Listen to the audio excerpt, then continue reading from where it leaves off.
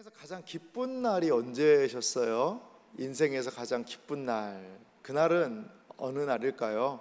뭐 여러 가지 생각이 들 거예요. 제가 말씀을 준비하면서 그래도 내 인생의 가장 기쁜 날이 언제였을까? 뭐 여러 가지를 생각할 수 있습니다. 아이가 태어났을 때도 기쁨이 있었고, 또 부담도 있었지만 목사 안수를 받을 때도 부담과 더불어서 그래도 목사가 됐구나라는 그런 안도의 한숨과 더불어 기쁨이 있었던 것 같아요. 근데 그래도 가장 또 기쁨의 날은 언제였을까 생각해 보니까 결혼식 날이 아니었을까 이런 생각이 듭니다.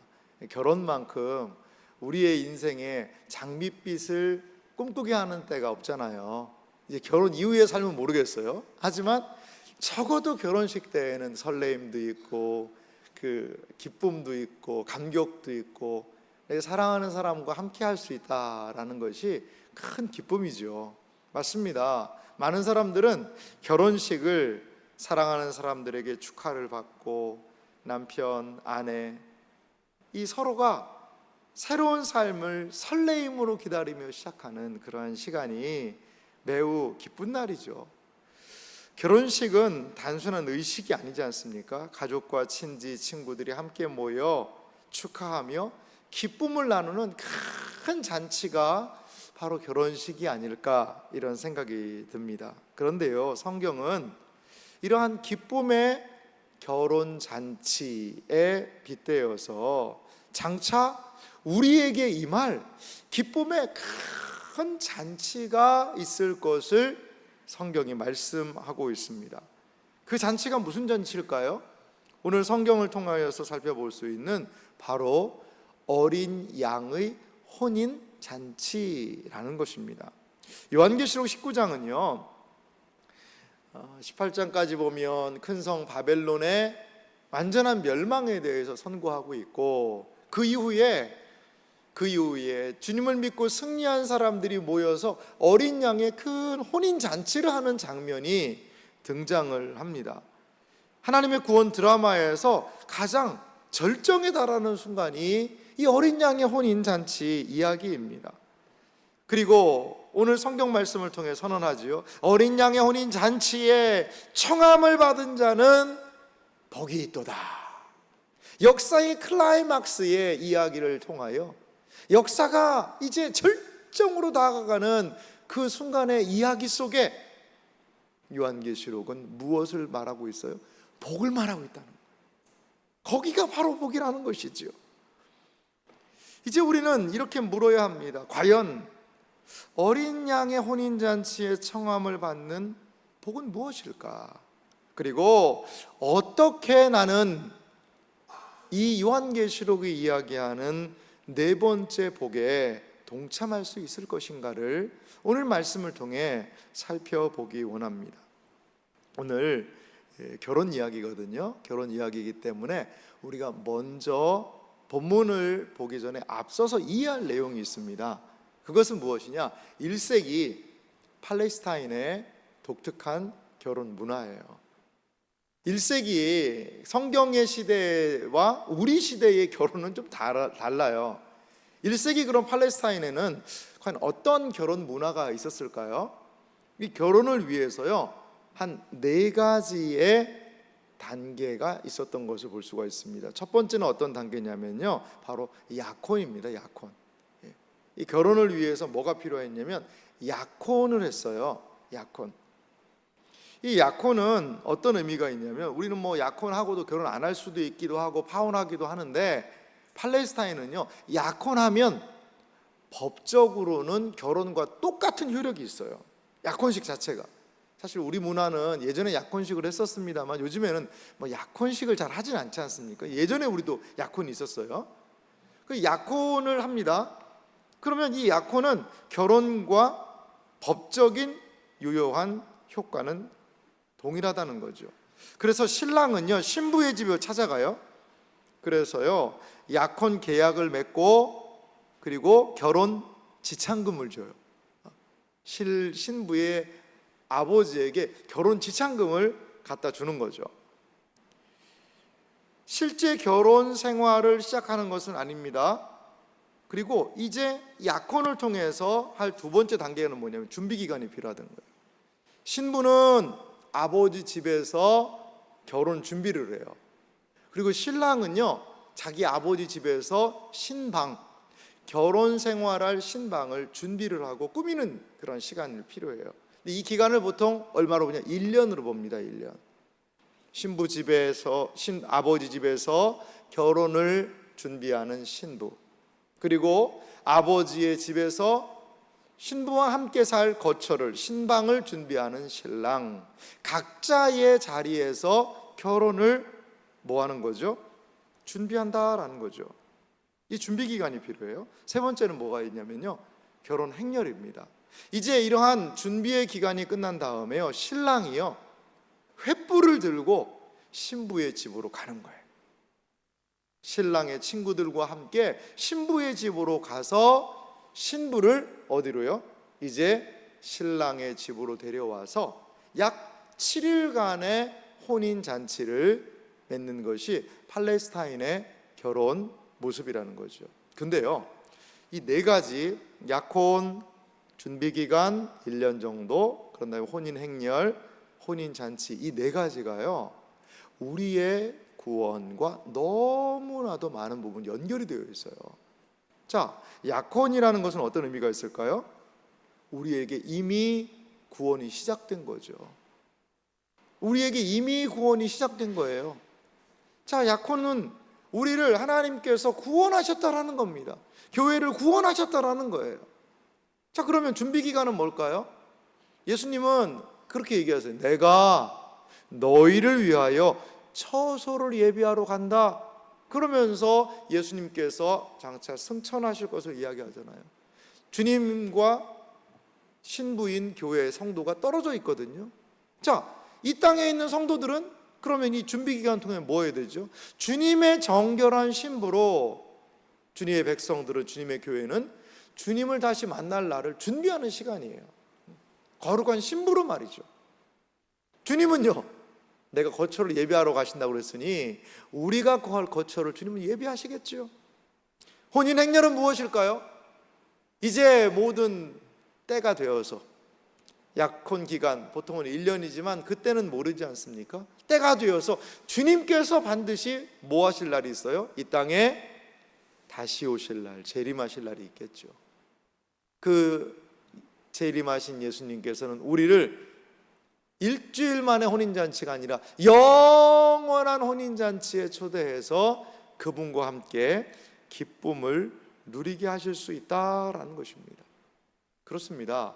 이 팔레스타인의 결혼을 통하여서 이 성경은요, 계속적으로 동일하게 결혼과 우리 신자들의 모습, 주님과의 관계를 비유적으로 충만하게, 풍성하게 드러내고 있는 것을 볼 수 있습니다. 이렇게 결혼은 성도의 구원과 예수 그리스도를 통한 구원의 완성의 모습을요, 보여주는 너무나도 아름다운 비유예요. 그렇다면 어린 양의 혼인잔치에 청함을 받은 자, 이러한 결혼의 청함을 받은 자들에게 임하는 복은 무엇일까요? 저는 한 세 가지를 오늘 본문 말씀을 통해 묵상해 봤는데요. 먼저 혼인잔치에 청함을 받은 복은 무엇일까요? 그것은 부르신 하나님의 은혜를 여기에서 우리가 생각해 볼 수 있다는 거죠. 혼인잔치에 청함을 받은 자라고 오늘 성경이 이야기를 해요. 그래요, 하나님께서요, 우리를 이 혼인잔치에 청함 불러주셨고, 그 부르심 자체가 뭐라는 거죠? 하나님의 은혜로 불러주셨다라는 겁니다. 1세기 팔레스타인 사회에서요, 혼인잔치에 초청을 받는 것은요, 가장 큰 영광이었다는 거예요. 반대로 초청을 받지 못한 것은 수치였다고 그래요. 오늘 요한계시록 19장 9절을 다시 한번 보실래요? 천사가 내게 말하기를 기록하라. 어린 양의 혼인잔치에 청함을 받은 자들은 복이 있도다 하고, 또 내게 말하되 이것은 하나님의 참되신 말씀이라 하기로. 아멘. 어린 양의 혼인 잔치에 청함을 받은 자의 복을 오늘 성경이 말해주고 있다는 것이죠. 이미 하나님의 은혜 안에 들어온 사람들, 그들이 하나님의 이 청함을 받은 사람들이 아니겠습니까? 이것은요, 어린 양의 혼인잔치에 청함을 받았다는 것은 나에게 어떠한 자격이 있어서는 아닙니다. 철저히 하나님의 은혜지요. 세상에서 우리는 잔치에서 배제될 수 있어요. 1세기 성도들도 그랬어요. 1세기 성도들은 황제 숭배의 잔치, 세상의 쾌락의 잔치, 이 세상이 누리는 그 모든 잔치에서 철저하게 세상 잔치에 소외된 사람들이 1세기 성도님들의 모습이었습니다. 하지만 하나님은 선언하시지요. 너희가 황제의 잔치, 장사하고 그리고 무엇인가 이 세상과 살기 위해서 우상 숭배하며 벌이는 그러한 잔치, 우상을 숭배하는 그러한 축제들, 거기에 참여하지 못한다 하더라도 너희는 어린 양의 잔치에 반드시 참여할 것이다. 할렐루야. 이것이 1세기 성도들이 경험했던 그러한 이 본문의 의미 아니었을까요? 복의 첫 번째 본질은 하나님께서 우리를 초대해 주신다는 거예요. 하나님께서 우리를 초대해 주신다는 거예요. 사랑하는 성도 여러분, 이 세상에 잔치만큼 좋은 날이 어디에 있어요? 잔치는 모든 것들이 허용되지 않습니까? 우리의 역사를 봐도요, 잔칫날은 누구나 다 받아들여요. 예전에는 집에서 잔치들을 많이 했잖아요. 저희 집안도 좀 식구들이 많거든요. 식구들이 많은데 저도 어릴 때 이렇게 뭐 이제 명절이나 이런 때도 모이고 그러면요, 정말 사람들이 저희 부친이 7 형제시고요. 저희 할아버지의 이러한 형제분들이 8남매셨어요. 그러니까 뭐 조금 있다 그러면, 좋은 일이 있다 그러면 그분들이 다 모여서 늘 어릴 때 이게 잠자는 게 일이었던 것 같아요. 그 방들에 모여서, 저희 큰 집이 그래도 진짜 좀 큰 집이었는데 거기에 다닥다닥 사람들이 모여서 하고, 거기에 한켠에서는 뭐 계속해서 숙모들이랑 모여서 음식 만들고, 그리고 그거 먹고 재밌어하고 이야기하고 즐겁고, 이런 것들이 잔치 아니겠어요? 여러분, 그런데요, 이 세상에서 잔치만큼, 축제만큼 좋은 게 어디 있겠어요? 그런데 이 세상의 축제와 잔치를 다 누리지 못한다 하더라도요, 우리 신자의 진정한 잔치는, 진정으로 우리가 누릴 잔치는요, 이 땅에 있는 잔치가 아니라는 거예요. 오늘 하나님께서는요, 하나님의 은혜의 잔치가 있음을 우리에게 이야기해 주는 거예요. 사랑하는 성도 여러분, 이 세상에서요, 다 누릴 것처럼 살지 마세요. 이 세상에서요, 다 무엇인가를 누리려고 너무나 애쓰지 마세요. 좀 남겨놓으세요. 우리의 기쁨을요, 이 세상에서 극대치까지 올리지 마시고 우리의 기쁨을요, 좀 유보하시기 바랍니다. 유보. 왜? 우리 주님께서는 우리가 아직 다 맛보지 못한, 우리가 앞으로 더 누려야 할 그 잔치가 있다는 것을 이야기하시며, 그 잔치로 우리를 뭐하고 계시는 거죠? 초대하고 계시는 거예요. 초대하고 계시는 거예요. 사랑하는 성도 여러분, 주님은 우리를 잊지 않으셨어요. 그리고 하나님께서는 우리를 기억하시고, 그리고 불러주시고, 우리에게 하나님이 베풀어 주실 복되고 아름다운 어린 양의 혼인 잔치가 있다는 것, 그리고 거기에 나를 초대해 주셨다는 것, 신자로 불러주셨다는 것, 이것을 기억하며 주님의 어린 양의 신부로 살아가는 어린 양의 귀하신 성도님들, 신부의 삶이 되기를 간절히 소망합니다. 그렇습니다. 우리는 누구입니까? 바로 어린 양의 혼인 잔치에 하나님의 은혜로 부르심을 받은 존재라는 것, 이것을 우리는 기억하며 사시는 여러분들이 되시기를 바랍니다. 자, 혼인잔치의 청함을 받는 첫 번째 복이 부르신 하나님의 은혜, 이것이 복이었다면 두 번째로 살펴볼 것이 있어요. 이것은 거의 핵심적인 그런 부분인데요, 바로 어린 양과 하나 되는 거죠. 이게 혼인잔치의 청함을 받은 복이 바로 이거예요. 복의 실체입니다. 무엇이요? 어린 양 예수 그리스도와 이 결혼잔치를 통하여 진정한 무엇을 누리는 거죠? 하나됨을 우리는 누릴 수가 있게 된다는 거죠. 혼인잔치의 절정이 무엇입니까? 신랑 신부가 서로 하나가 되는 거예요. 이게 결혼의 가장 클라이맥스 아닙니까? 신랑 신부가 입장을 합니다. 여러 가지 이야기가 있습니다. 그런데 두 사람이 성경에 손을 얹고 기도하고, 이 두 사람이 혼인 서약을 하고 여러 증인 앞에서 부부가 되었음을 선언합니다 라는, 둘이 하나가 되는 그 자리, 그 시간이 가장 중요한 자리 아닙니까? 마찬가지로 신랑은 어린 양 되신 예수 그리스도세요. 그리고 신부는 누구입니까? 바로 교회인 우리가 바로 주님과 혼인잔치에 참여하는 거룩한 신부들이라는 거죠. 요한계시록 오늘 본문 위쪽에 19장 7절과 8절을 보면요, 이 부분을 더 정확하게 혼인 예식에 비유해서 신부의 모습을 이렇게 말합니다. 7절은 말합니다. 우리가 즐거워하고 크게 기뻐하며 그에게 영광을 돌리세 어린 양의 혼인 기약이 이르렀고 그의 아내가 자신을 준비하였으므로. 자, 보십시오. 어린 양의 혼인 기약이 이르렀고, 이제 결혼할 뭐가 된 거예요? 때가 된 거죠. 이미 약혼식을 했고, 신랑은 신방을 준비하고, 신부는요, 그 아내가, 신부가 자신을 준비했어요. 그럼 기간이 이제 됐다는 거죠. 어린 양의 혼인 기약이 이르렀다. 이제 신랑은 신랑대로, 신부는 신부대로 준비의 기간이 탁 끝난 것이지요.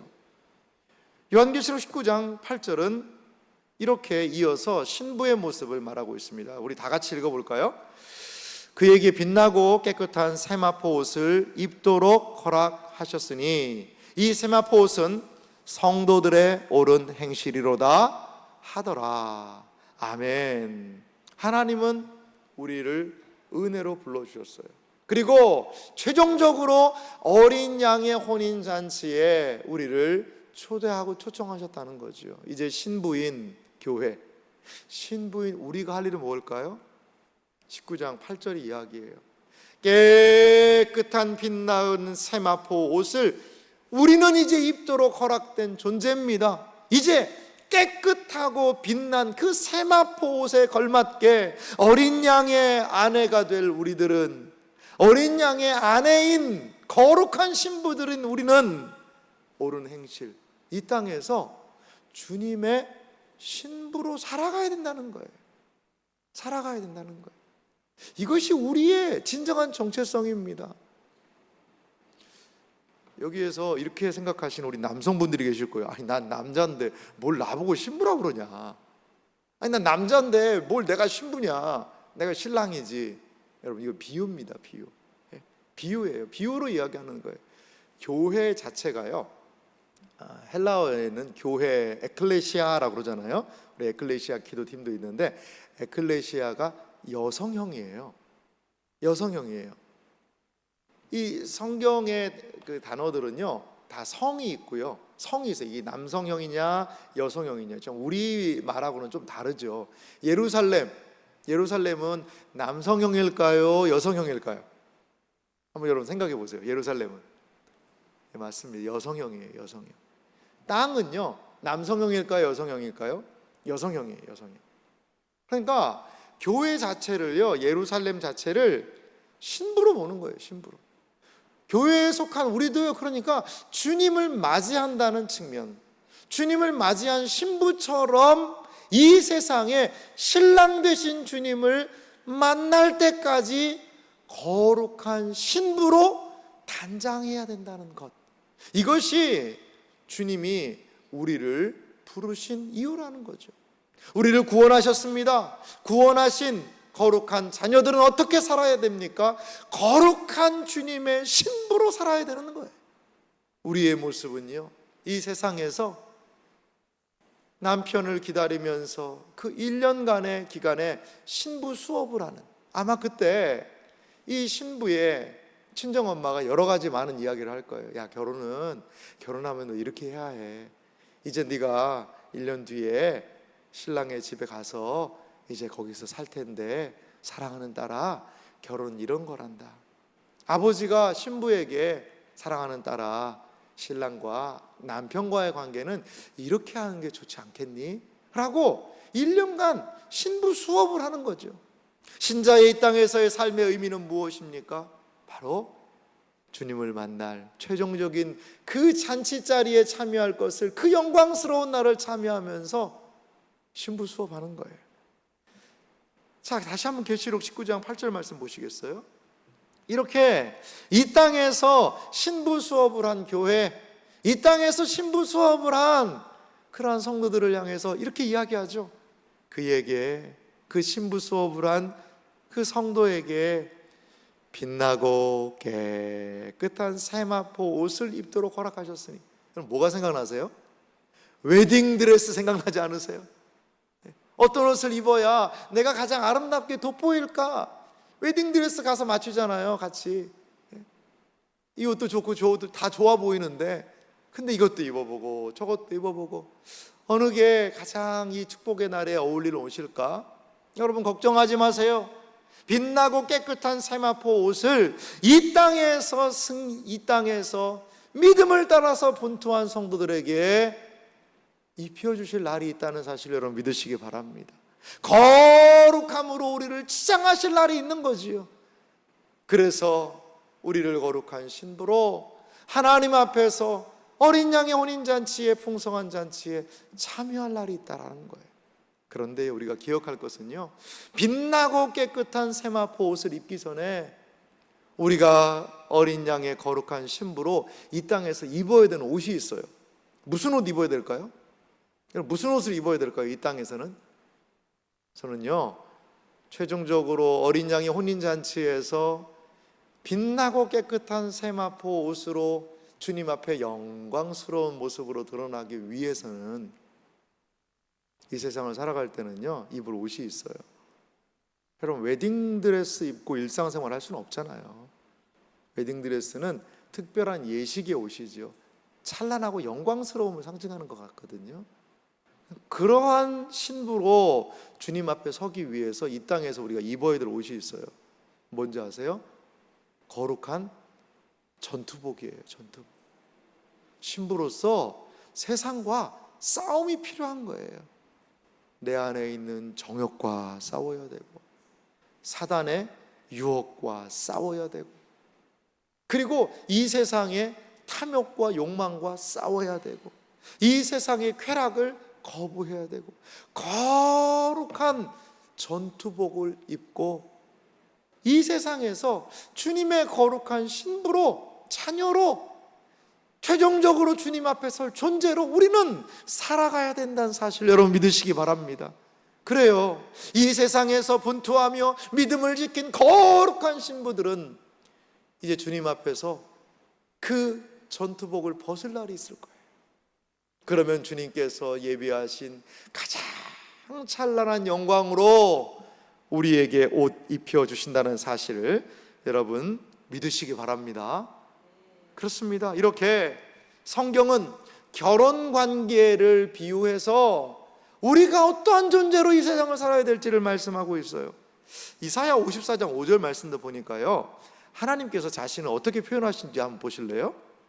이는 너를 지으신 이가 내 남편이시라. 그의 이름은 만군의 여호와시며 내 구속자는 이스라엘의 거룩한 이시라. 그는 온 땅의 하나님이라 일컬음을 받으실 것이라. 할렐루야. 우리의 남편이 누구십니까? 거룩하신 만군의 여호와 하나님이라고 이야기를 해요. 우리 신자들을 모두 다 이 하나님의 거룩한 신부로 오늘 아내로 성경은 이야기하고 있는 것이지요. 에베소서도 마찬가지예요. 에베소서 5장 24절과 5절을 보면요, 이 부부관계에 대한 말씀이잖아요. 이 부부관계를 이야기하면서 한 중요한 비유로 이렇게 얘기해요. 그러므로 교회가 그리스도에게 하듯 아내들도 범사에 자기 남편에게 복종할지라. 자, 아내와 남편의 관계를 이야기하면서 무슨 얘기를 하죠? 교회와 그리스도의 관계를 얘기한다는 거죠. 그러니까요, 교회와 그리스도의 관계가 무슨 관계라는 거죠? 부부관계라는 거예요. 교회는 신부요, 그리스도는 신랑이라는 그러한 관계를 여기에서 유추해 볼 수 있습니다.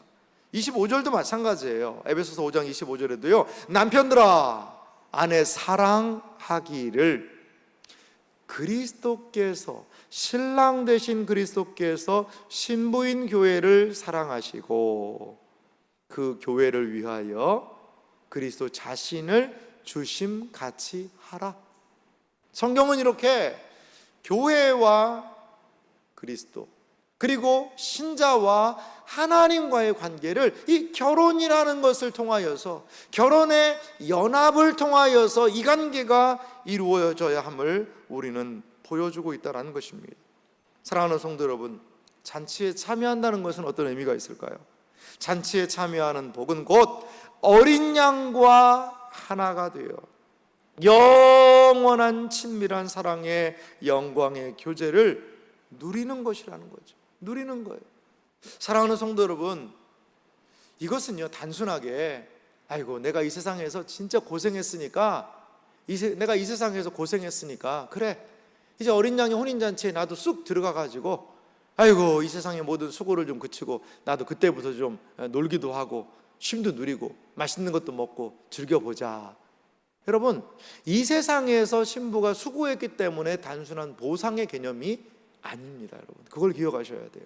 어린 양의 혼인잔치에 참여한다는 것은 어떤 의미가 있냐면요, 바로 그리스도와의 진정한 언약의, 약속의 공동체가요 완성이 되는 거예요. 이 세상에서 우리는 어린 양의 신부로 살아가잖아요. 그분과의 교제를 이어가고 있잖아요, 지금도. 그런데요, 어린 양의 혼인잔치에 참여한다는 것은 단순하게 내가 이 세상에서 수고했으니까 수고의 대가로 너 보상 얻어라, 그 정도가 아니라 우리가 누리게 되는 그 은혜, 우리가 주님 안에서 드리는 예배, 거룩한 신부인 교회 공동체가 진정한 완성이 어디서 되느냐? 바로 어린 양의 혼인 잔치를 통하여 교회 공동체는 진정한 완성, 우리의 성도의 삶은 진정한 완성을 거기서 경험할 수 있다는 사실을 여러분 믿으시기 바랍니다. 그걸 기대해야 해요. 그것을 진정한 완성으로 가는 거예요. 지금은요, 이 땅에 있는 주님의 거룩한 신부라고 하지만 때로 우리 교회에 연약함이 있어요. 부족함도 있잖아요. 이거는 주님이 부족하시기 때문이 아니라 우리의 연약함 때문이죠. 이 땅에 있는 한계들이잖아요. 교회로 우리가 모였지만 다 사랑하고 서로 아껴주고 위에서 기도하고 하지만 그 안에 연약함이 있어요. 성격의 차이로 인한, 가치관의 차이로 인한, 생각의 차이로 인한 갈등이 있을 수도 있어요. 그러면서 아이고 이 세상에 교회가 왜 이래, 나 교회 좋은 데인 줄 알았는데 별거 아니네, 그러면서 실망할 수도 있죠. 하지만 어린 양의 혼인잔치는 우리에게 무엇을 보여줍니까? 그렇게 부족하고 연약했던 교회를 온전하고 청결하고 깨끗하게 하셔서 이제 그 모든 슬픔과 연약함을 모두 깨끗하게 하셔서 어린 양의 진정한 신부로 완성시켜 주신다는 거죠. 그래서 주님의 말이 무엇인지 알고, 그리고 주님께 진정한 사랑을 고백하는 주님과의 친밀하고 아름다운 교제의 완성이 이 어린 양의 혼인잔치를 통하여 이루어질 수 있다는 사실입니다. 사랑하는 성도 여러분, 우리가 초대받아서 나아가는 어린 양의 혼인잔치, 그 잔치는 어떤 잔치입니까? 어린 양의 혼인잔치는 이 땅에 세워진 교회가 참되게 완성되는 날임을 여러분 믿으시기 바랍니다. 신랑이신 예수님과의 진정한 연합이 이루어지는 복된 날임을 여러분 기억하시기를 바랍니다. 사랑하는 성도 여러분, 그렇습니다. 어린 양의 혼인잔치에 청함받은 것이 왜 복이에요? 하나님의 은혜로 우리를 불러주셨기 때문에, 그리고 이런 어린 양 되신 예수 그리스도와 진정한 연합을 완성하는 날이기 때문에 그날이 복이 있다라는 거죠. 마지막으로 이 잔치날이 복이 있는 이유가 무엇일까요? 그것은 어린 양의 혼인잔치를 통해 우리가 영원한 기쁨과 안식을 누리게 된다는 겁니다.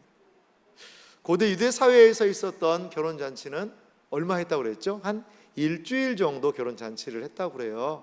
그런데 우리가 앞으로 주님 앞에서 누리게 될 이 영원한 잔치는요, 순간적인 잔치가 아니라는 거죠. 영원한 그러한 잔치라는 겁니다. 요한계시록의 혼인잔치는 이 세상의 어떤 잔치보다도 크고 끝나지 않는 영광스러운 잔치 자리라는 사실을 여러분 기억하시길 바랍니다. 요한계시록 21장 4절이 우리에게 말하고 있습니다. 이 말씀은 다 같이 읽어볼까요? 함께 읽겠습니다. 모든 눈물을 그 눈에서 닦아주시니 다시는 사망이 없고 애통하는 것이나 곡하는 것이나 아픈 것이 다시 있지 아니하리니 처음 것들이 다 지나갔음이러라. 할렐루야. 여러분, 이것이 어린 양의 혼인잔치에서 주시는 우리에게 큰 은혜입니다. 눈물을 닦아주십니다. 사망이 없습니다. 애통하는 것, 곡하는 것이 없습니다. 아픈 것이 다시 있지 않습니다. 그리고 우리의 연약하고 부족한 모든 처음 것들이 다 지나갔음이러라. 그리고 어린 양 예수 그리스도와 누리는 교제, 기쁨, 은혜가 영원토록 있다라는 것입니다. 사랑하는 성도 여러분, 이것이 성도의 복입니다.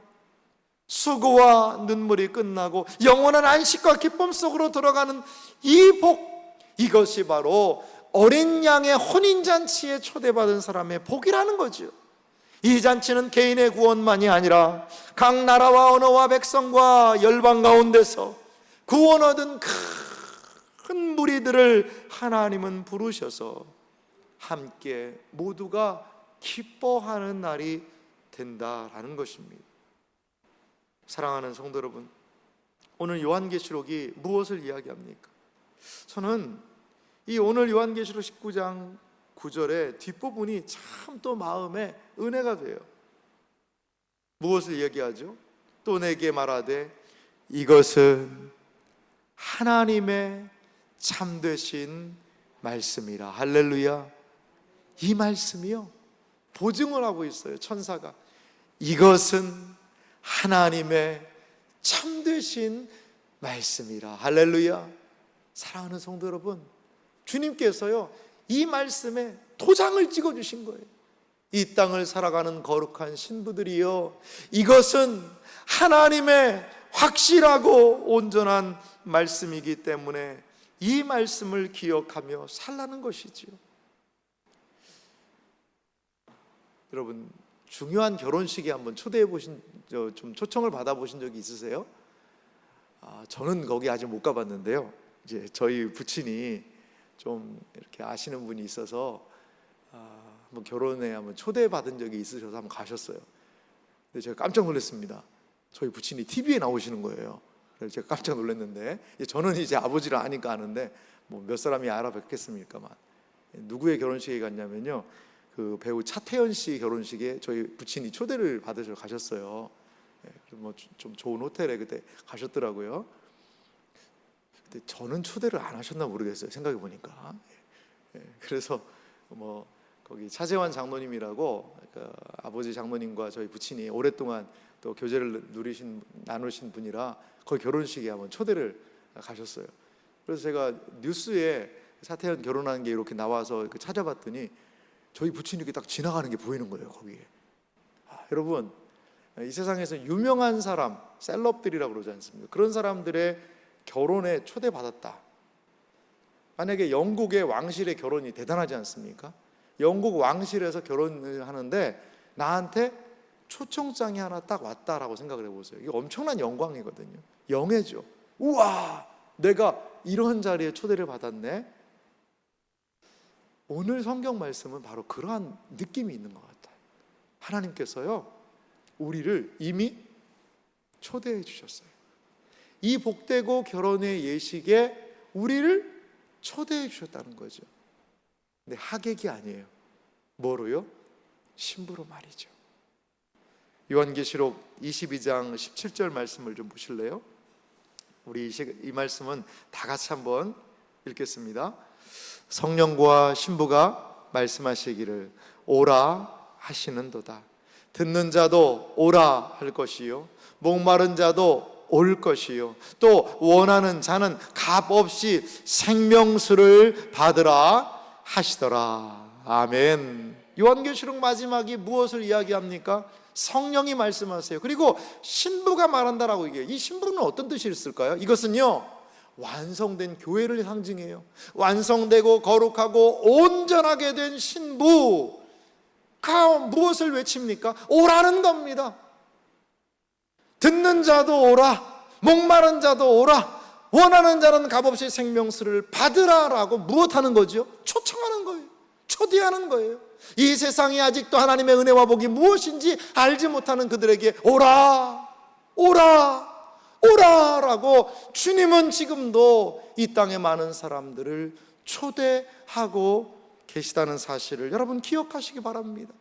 사랑하는 이 시대를 살아가는 주님의 거룩한 신부인 여러분들, 우리는 완성된 교회로 우리를 주님이 초대하셨다는 것을 기억할 필요가 있습니다.